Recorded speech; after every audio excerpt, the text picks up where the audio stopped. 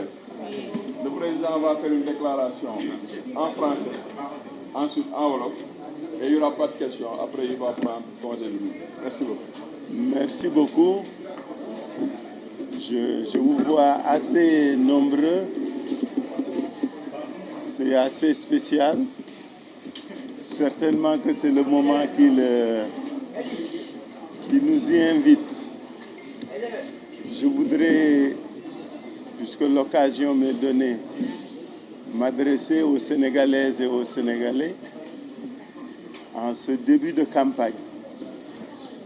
Nous aurions espéré, nous avions souhaité avoir une campagne sereine et calme, où le débat d'idées devrait prévaloir et que les gens rivaliseraient tant au niveau de leurs programmes et projets que dans la mobilisation des Sénégalaises et des Sénégalais.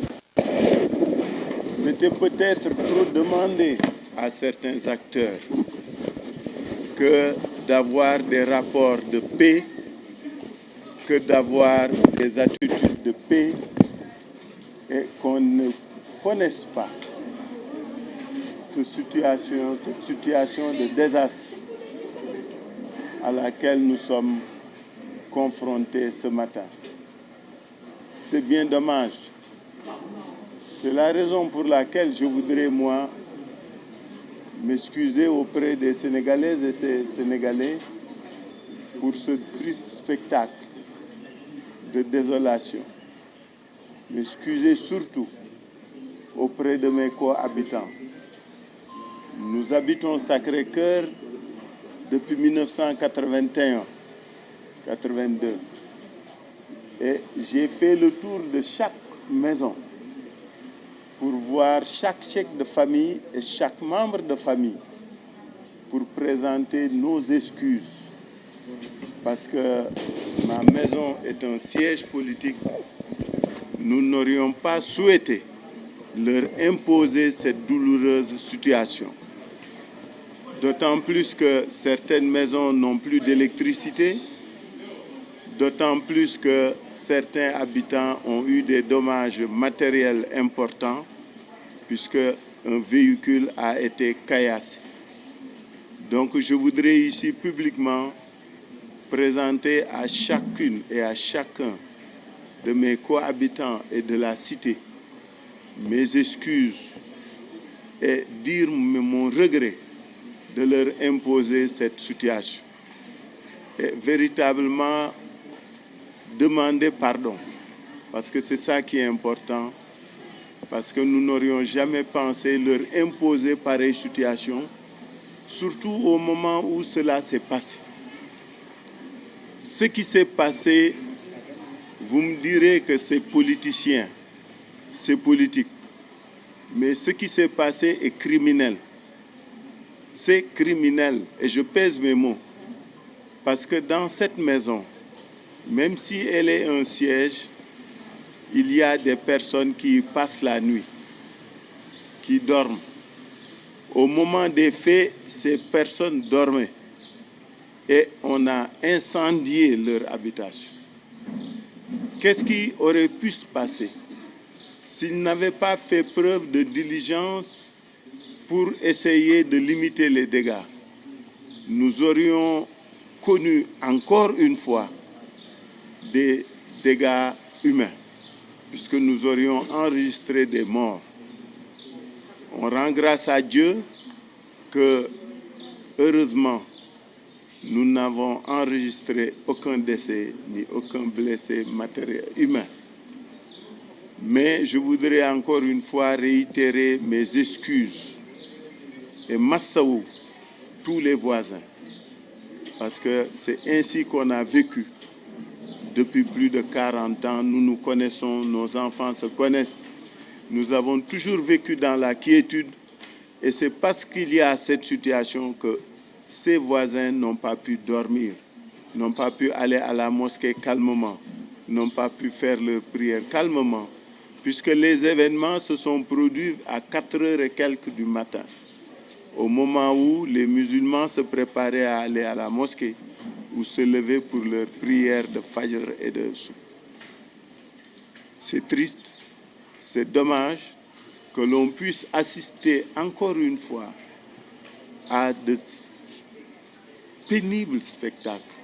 En tout cas, je suis très peiné par ce que j'ai vu, par ce que C'est la raison pour laquelle je voudrais en tout cas inviter les uns et les autres à plus de responsabilité, à plus de retenue. Cette campagne électorale, elle est spéciale. C'est la première fois que nous vivons une des élections législatives anticipées dans ces conditions. Ce qui nous est imposé est unique. C'est unique aussi. On nous invite, on nous impose de faire une élection dans des conditions comme celle-ci. C'est la raison pour laquelle la responsabilité première est celle de l'État. C'est l'État qui est interpellé dans tous ses compartiments pour faire en sorte que les gens puissent aller aux élections dans la quiétude et dans la sérénité. Cet État-là et les autorités qui l'incarnent devront prendre leurs responsabilités. Nous les interpellons. Ils doivent assumer, ils doivent s'assumer et ne pas laisser faire. Le laisser faire, c'est du mataï. Le laisser faire, c'est inciter les uns et les autres à se venger. Certainement, peut-être que c'est ça leur calcul.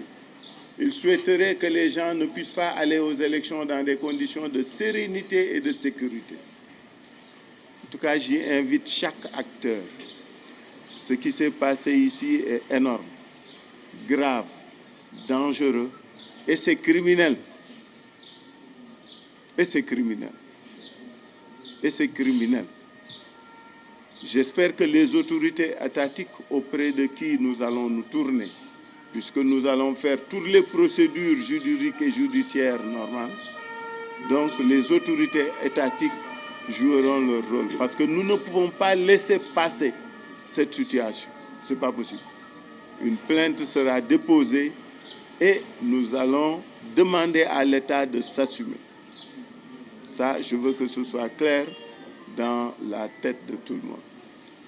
Maintenant, quid des circonstances et des causes? Je n'ai aucun commentaire à faire puisque je n'y étais pas.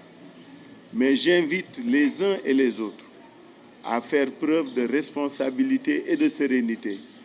Une élection, c'est un débat d'idées, c'est des échanges. La violence n'y a pas sa place. Donc ma wax ne maa ngi bég lool mais naqarlu mbégte boo xam ne la dafa ànd ak kersa ak rus à la limite da ngay sax am toroxte parce que li fi xew ci fajar 4 heures du matin parce que kër gi dafa ami caméra ami lépp ñi fi ñëw xam nañ leen gis nañ leen xam nañ kañ lañ egsi xam nañu kañ lañ kii xam nañu ku nekk ci yow xam nañu li nga def ay caméra fi ne bi ñuy egseeg ba ñuy précurseurs yi jëkk a ñëw ak dellu ak ñi ñëw ba gaa yi commencé tout est filmé parce que réew mi moo demee noonu léegi ku nekk da nga war fagarlu ensuite ñu dégg kilifa gu mag